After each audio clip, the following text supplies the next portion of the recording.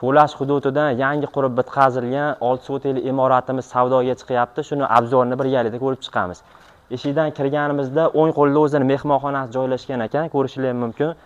Chap qo'lda o'zini 4 ta xonasi bor ekan, uylarida ichini ham birga ko'rib chiqamiz. Keyin bu tomonimizda mana chorvaga qiziqadigan aka-ukalarimiz uchun kattagina joylari bor ekan, ko'rishingiz mumkin. Eshikdan kirganimizda chap qo'lda o'zini 4 ta xonasi bor, birgalikda ko'rib chiqamiz ichlarni. Kirganimizda bu o'zini zali bo'lyapti. O'ng tomondan oshxona qilib foydalansalar ham bo'laverar ekan.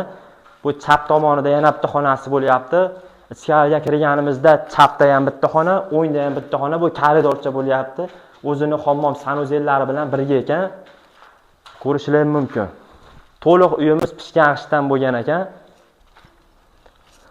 Xonadonimizni sizlar bilan birgalikda ko'rib chiqdik. Bu xonadonimizning narxini egalari 59.900 dollar, yana tepasida oz-moz kelishtirib beraman deyaptilar. Bu xonadonimiz kimga ma'qul kelsa, pastda nomerlar qoldirib ketyapti. Shu nomerlarga aloqaga chiqinglar, chiroyli narxda kelishtirib olib beramiz.